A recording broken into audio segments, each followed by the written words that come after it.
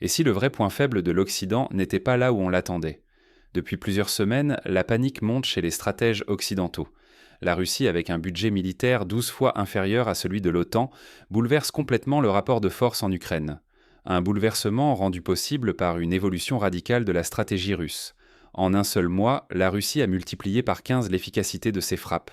Résultat, des villes comme Odessa plongées, 10 jours durant, dans l'obscurité la plus totale. Plus d'électricité, plus d'eau, plus de chauffage. Les rues se remplissent de manifestations de masse, la colère et la peur s'installent. Chaque nuit, jusqu'à 1000 armes sont lancées en salve continue. Drones, missiles, bombes de précision. La logistique ukrainienne est paralysée, les convois stoppés, les équipements à l'arrêt faute de carburant. Les livraisons occidentales, autrefois source d'espoir, sont aujourd'hui systématiquement détruites avant même d'atteindre le front. Pour la première fois, depuis des décennies, l'Europe se retrouve face à un risque existentiel, celui de voir la guerre franchir ses propres frontières. La puissance de feu occidentale ne suffit plus. La sécurité, la stabilité et même la souveraineté du continent sont désormais en jeu.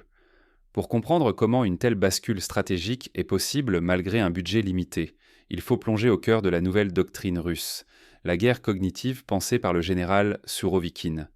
La guerre ne vise plus seulement les chars, mais l'esprit et la logistique de l'adversaire.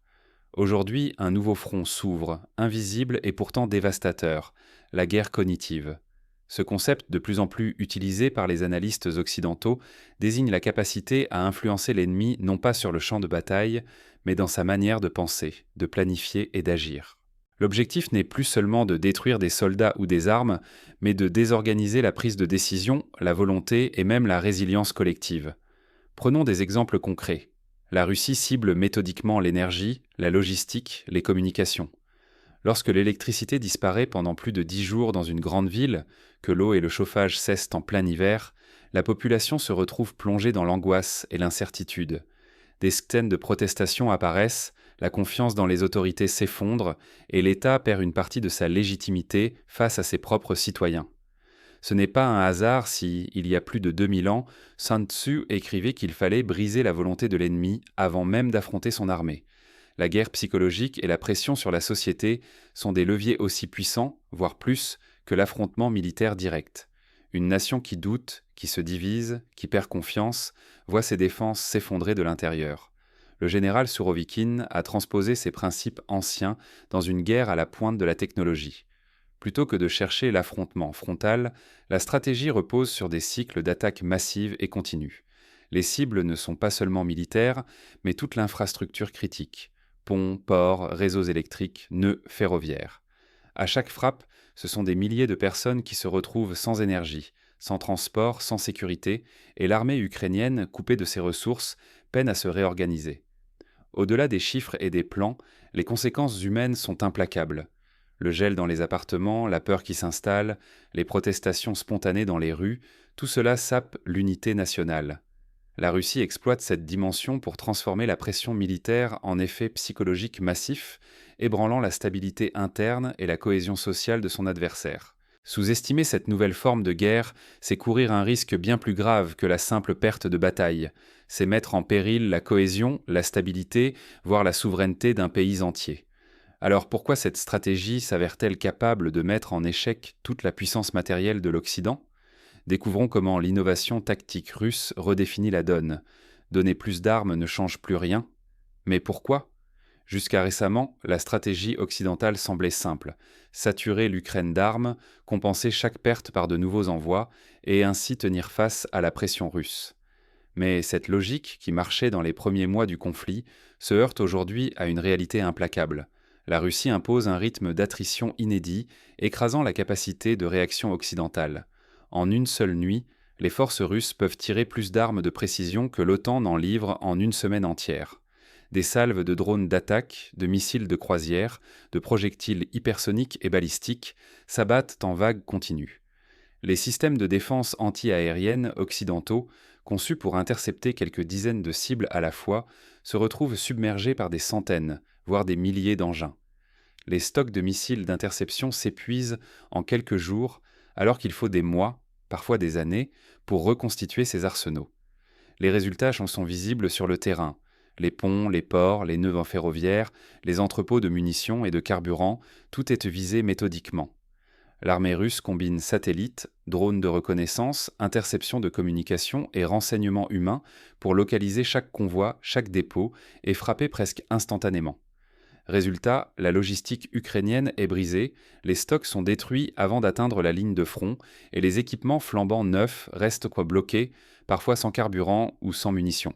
Persister dans cette ancienne stratégie, c'est gaspiller des milliards d'euros et de dollars dans un puits sans fond, perdre de l'influence géopolitique et risquer de s'enfermer dans un engrenage incontrôlable.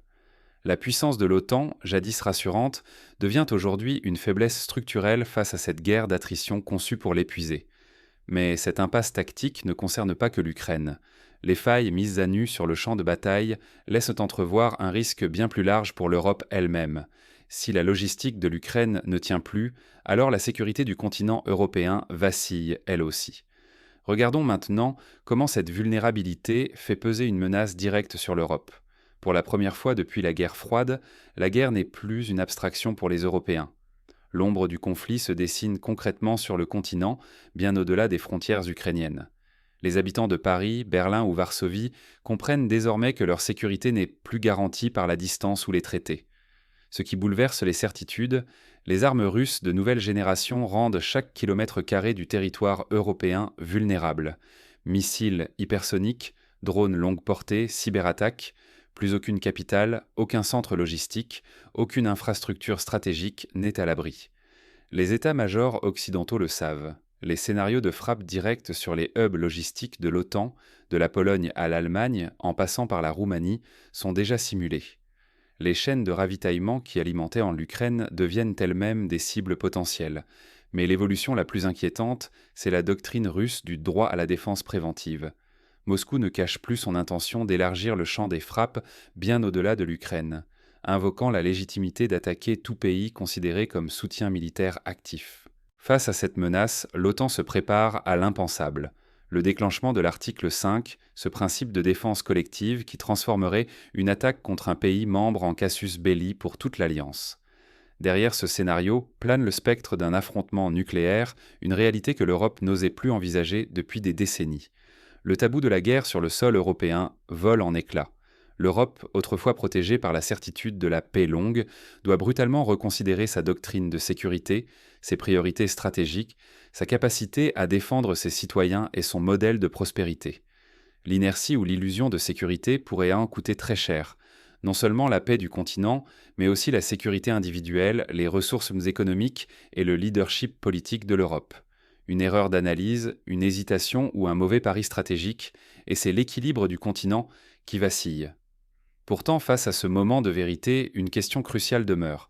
Comment la Russie, malgré un budget militaire bien plus modeste, parvient-elle à transformer la puissance occidentale en faiblesse?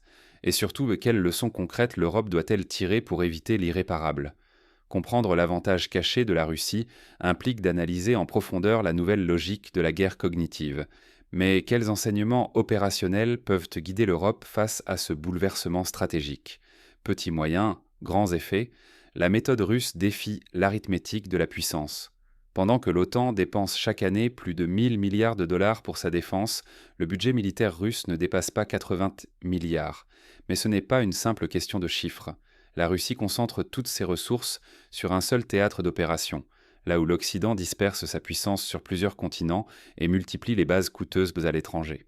Cette focalisation permet à Moscou d'innover rapidement, d'adapter ses tactiques en temps réel et surtout de s'appuyer sur une autosuffisance industrielle quasi totale. La production nationale d'armement, la réparation sur place et le recyclage des équipements abattus ou récupérés font partie d'un cercle vertueux. Moins de dépendance, plus de réactivité. L'efficacité opérationnelle prime sur la puissance brute. Tandis que l'Occident cherche à compenser chaque perte par des moyens supplémentaires, la Russie choisit la précision, la saturation et la flexibilité. Un missile adapté, un drone perfectionné, un nouveau schéma logistique. Autant de micro-innovations qui transforment des moyens modestes en effets décisifs. L'illusion occidentale du « toujours plus pour compenser » se retourne contre elle. Les stocks de munitions fondent, les coûts explosent, les délais de production s'allongent. Chaque livraison devient un pari risqué, souvent perdus avant même d'arriver au front face à la stratégie de frappe continue que la Russie a perfectionnée. L'enjeu pour l'Occident est maintenant existentiel. S'obstiner dans une course à l'accumulation, c'est risquer de perdre en efficacité, en crédibilité et, à terme, en autonomie stratégique. Réinventer la doctrine, apprendre de l'adversaire, adapter ses méthodes. Il en va de la sécurité, de l'influence et de la stabilité de tout le continent. Face à cette nouvelle donne, l'Europe doit repenser en profondeur son approche sécuritaire. Quelles leçons concrètes tirer pour éviter de répéter les mêmes erreurs? Et vous, pensez-vous vraiment que la volonté politique occidentale résistera plus longtemps que la logistique face à une guerre d'attrition où chaque nuit efface des mois d'efforts et de milliards d'euros investis? L'illusion d'une supériorité structurelle fondée sur la masse budgétaire et technologique de l'OTAN se heurte à une réalité beaucoup plus inquiétante. L'innovation tactique russe transforme cette force en inertie, en lourdeur, en vulnérabilité. La machine occidentale, conçue pour dominer par l'abondance, se retrouve piégée dans un schéma où la rapidité d'usure russe dépasse la capacité de reconstitution logistique. Plus inquiétant encore, chaque hésitation, chaque refus d'évaluer la situation à froid rapproche l'Europe du scénario que tout le monde redoutait, le retour de la guerre sur son propre sol. Car face à un adversaire qui adapte sans cesse sa méthode, l'inaction ou l'entêtement ne sont plus des options neutres. Elles deviennent, de fait, le plus court chemin vers une crise qui échappera à tout contrôle. La stabilité des sociétés européennes, leurs ressources économiques, leur sécurité individuelle pourraient basculer du jour au lendemain. L'histoire a déjà montré qu'une erreur stratégique, même minime, peut coûter des décennies de paix et de prospérité. Aujourd'hui, la question n'est plus de savoir si l'Occident dispose de plus de chars ou de missiles, mais s'il peut penser plus vite que son adversaire. Car dans une guerre cognitive, c'est la capacité d'adaptation qui fait la différence, pas l'accumulation de stocks. Pour éviter de rester prisonniers de leur propre inertie, dirigeants et citoyens occidentaux doivent réévaluer d'urgence leur stratégie. Continuer à croire que la quantité seule fera la différence, c'est accepter de subir une défaite non pas militaire, mais structurelle et culturelle. La guerre du général Surovikin dévoile la fragilité d'un système conçu pour une autre époque. Face à ce constat, une seule certitude subsiste. Ignorer les leçons de cette nouvelle forme de guerre, c'est risquer de voir la crise ukrainienne se transformer en défaite historique pour toute l'Europe.